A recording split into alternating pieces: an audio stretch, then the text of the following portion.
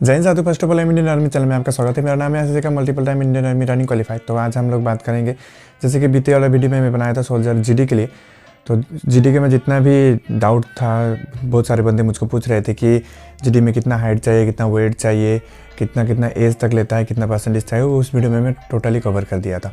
तो आज मैं बताने वाला हूँ सोल्जर क्लर्क के लिए और सोल्जर क्लर्क और स्टोर कीपर टेक्निकल, इसके लिए मैं आपको बताने वाला हूँ कि इसमें आपका हाइट कितना चाहिए, वेट कितना चाहिए, एजुकेशन क्वालिफिकेशन क्या, आर्ट्स वाले दौड़ सकते हैं कि नहीं, साइंस वाले दौड़ सकते हैं कि नहीं, ये सभी इस वीडियो में कवर करूँगा। तो वीडियो में अंतिम तक बने रहिए, तो आपको इस वीडियो में सारे डाउट क्लियर हो जाएगा। तो चलिए वीडियो को स्टार्ट करते हैं।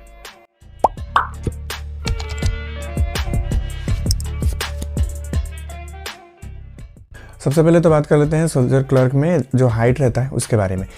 जैसे कि जीडी में हम लोग को 170, जैसे कि मैंने पिछले वीडियो में भी बताया था कि 170 सेंटीमीटर चाहिए, 5 फुट करीबन 6 से 7 इंची। लेकिन सोल्जर क्लर्क में, क्लर्क और टेक्निकल नहीं बोलते हैं इसको, स्टोर कीपर बोलते हैं। इसमें आपका हाइट चाहिए 162 सेंटीमीटर, 5 फुट करीबन 3 से 4 इंची, इतना चाहिए। अगर आपका हाइट ज़्यादा नहीं है और आपका क्वालिफिकेशन अच्छा है, आप साइंस बैकग्राउंड से हैं, तो आप अगर अच्छा परसेंटेज है तो आप क्लर्क के लिए दौड़ सकते हैं। मैं आगे आपको परसेंटेज बता रहा हूँ। तो नेक्स्ट आपका चेस्ट रहता है 77 सेंटीमीटर होना चाहिए और फुला के 5 सेंटीमीटर होना चाहिए। और आपका वेट 50 केजी होना चाहिए। 50 अगर गोरखा और एसटी हैं तो 48 केजी में चल जाएगा, लेकिन आपका जनरल है तो 50 केजी होना चाहिए। उसके बाद एजुकेशन क्वालिफिकेशन की बात कर लेते हैं। इसमें 10+2 इंटरमीडिएट एग्जाम पास एनी स्ट्रीम, मतलब एनी स्ट्रीम यहाँ पर बोला गया, आर्ट्स कॉमर्स साइंस, कुछ भी स्ट्रीम से आप पास किए हैं, 12 पास किए हैं, तो आप इसके लिए फॉर्म फिलअप कर सकते हैं। लेकिन इसमें कुछ परसेंटेज का क्राइटेरिया है, उसको भी जान लेते हैं पहले। इसमें आपको चाहिए 60%, सभी मतलब जितने भी आपका 5 सब्जेक्ट होता है 12 में, तो किसी में 6 भी हो सकता है, 6-7, या मतलब मेन सब्जेक्ट जितना भी है उसमें आपका 60% होना चाहिए। और सभी सब्जेक्ट में आपका 50 से अबव होना चाहिए।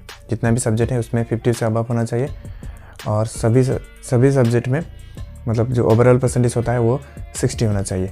और जैसे कि इंग्लिश और यहाँ पर मेन तो फोकस किया गया है इंग्लिश और मैथ को, 50% होना चाहिए आपका English math, securing 50% in English and mathematics. Mathematics में ऑप्शन है, आपका मैथमेटिक्स नहीं है तो अकाउंट होना चाहिए आपका सब्जेक्ट, या अकाउंट नहीं है तो बुक कीपिंग। ये 3 सब्जेक्ट में, एक मैथमेटिक्स और अकाउंट्स और बुक कीपिंग, ये 3 सब्जेक्ट में एक सब्जेक्ट मैंडेटरी है, और इंग्लिश तो होता ही है लैंग्वेज सब्जेक्ट। तो इसमें 12 में आपका 50% मार्क्स होना चाहिए। जैसे कि हम लोग आर्ट्स से पढ़ रहे हैं लेकिन आपका बुक कीपिंग सब्जेक्ट है तो आप अप्लाई कर सकते हैं। कोई बोलते हैं कि आर्ट्स से अप्लाई किया नहीं जा सकता, किया जा सकता है। अगर आपके पास अकाउंट या आर्ट्स में मैथ सब्जेक्ट नहीं होता है, अकाउंट्स हो सकता है और बुक कीपिंग हो सकता है, तो आप आर्ट्स में ये सब्जेक्ट है तो आप अप्लाई कर सकते हैं। और कॉमर्स वाले को अकाउंट्स रहते हैं, मैथ सब्जेक्ट रहता है तो वो लोग अप्लाई कर सकते हैं। और साइंस वाले को तो मैथ सब्जेक्ट रहता ही है, अगर बायो साइंस लिए है तो नहीं रहता है, अकाउंट सब्जेक्ट है तो आप अप्लाई कर सकते हैं। ये हो गया हाइट मेजरमेंट, चेस्ट, वेट और एजुकेशन क्वालिफिकेशन। उसके बाद आप फिजिकल के लिए जाएंगे। तो फिजिकल ये यहाँ पर नॉर्मली जैसे कि 1600 मीटर का रनिंग होता है, 1.6 किलोमीटर 1 माइल का। इसमें आपको अभी तो जैसे कि परसेंटेज क्राइटेरिया बढ़ गया तो ज़्यादा कैंडिडेट नहीं जाते हैं, लेकिन जितना भी जाते हैं कंपटीशन तो रहता है। लेकिन इसमें जो फिजिकल आपको ओनली क्वालिफाई करना पड़ता है, जैसे कि जीडी और सोल्जर ट्रेड्समैन, दूसरा पोस्ट के लिए आपको वहाँ पर जो फिजिकल का भी नंबर रहता है। लेकिन सोल्जर क्लर्क के लिए यहाँ पर कुछ भी फिजिकल का नंबर नहीं रहता है, ओनली क्वालिफाइंग रहता है। जैसे कि हम लोग सोल्जर जीडी में देखते हैं 1.6 किलोमीटर का रहता है, मतलब रनिंग रहता है। फर्स्ट ग्रुप अगर घुसते हैं, ग्रुप रनिंग करते हैं तो आपको 60 मार्क्स दिया जाता है। अगर सेकंड ग्रुप होते हैं तो 48 रहता है। लेकिन इतना फर्स्ट ग्रुप रुकते हैं तो 60 और सेकंड ग्रुप होते हैं तो 48। और आपका पुल अप रहता है। पुल अप में आपको 10 मार लेते हैं, पुलअप अगर 10 मार लेते हैं तो आपको 40 मार्क्स दिया जाता है। तो इधर 60 एक्सीलेंट मारे हैं तो 60 और उधर 40, तो टोटल हो जाता है 100 हो जाता है। तो उसके बाद आपका अगर 9 कर सकते हैं तो 33 मिलता है, और 8 होता है तो 27, उसके बाद 7 होता है 21, अगर 6 है तो 16। 6 से नीचे होता है तो आप डिस्क्वालीफाई हो जाते हैं, आप वहाँ से बाहर हो जाएंगे। आपको मिनिमम 6 मारना है और मैक्सिमम 10, और जितना भी मार सकते हैं ऊपर। तो ये रहता है आपका जीडी के लिए। लेकिन सोल्जर क्लर्क में फिजिकल का कोई मार्क्स जोड़ा नहीं जाता है, ओनली आपको क्वालिफाई करना है। 6 मार लेते हैं तभी भी आप क्वालिफाई हो जाएंगे, और इधर रनिंग में पास हो जाते हैं तो हो ही जाता है। जो मेरिट बनता है ओनली ये आपका रिटर्न के आधार पर मेरिट बनता है सोल्जर क्लर्क के लिए।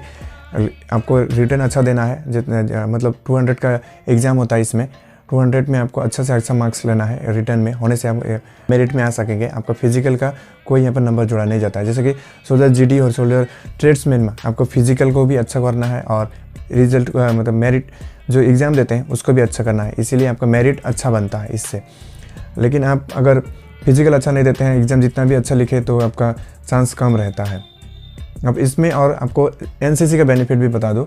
एनसीसी अगर किए हैं यहाँ पर ABC ए किए हैं तो शायद 5+ मिलता है, और B किए हैं तो 10+, और C किए हैं तो C सर्टिफिकेट है आपका तो आप 15+ मिलता है। लेकिन सोल्जर जीडी और सोल्जर ट्रेड्समैन में आपको अगर C सर्टिफिकेट है तो आपको डायरेक्ट ज्वाइनिंग होता है, आपका एग्ज़ाम देना नहीं पड़ता है। लेकिन इसमें एग्ज़ाम देना पड़ता है आपको C सर्टिफिकेट होने से भी।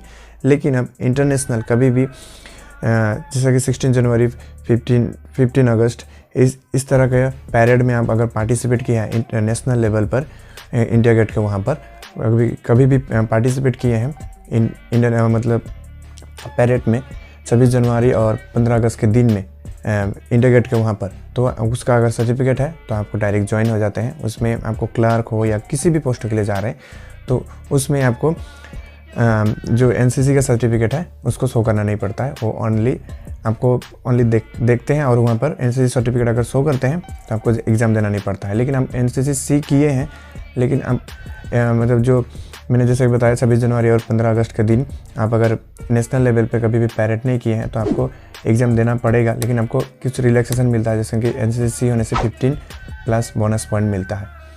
तो जो सोल्जर क्लर्क के लिए यही कुछ जानकारी था। और अगर वीडियो पसंद आए तो लाइक कर देना, और चैनल में नया हो तो सब्सक्राइब भी कर देना। ऐसे मैं इन्फॉर्मेटिव वीडियो लाता रहता हूँ इंडियन आर्मी के रिलेटिव और डिफेंस के रिलेटिव। अगर चैनल में नए हो तो ज़रूर सब्सक्राइब करके जाना और दोस्तों को भी ज़रूर शेयर कर देना। मिलते हैं नेक्स्ट वीडियो में, तब तक के लिए जय हिंद, जय भारत।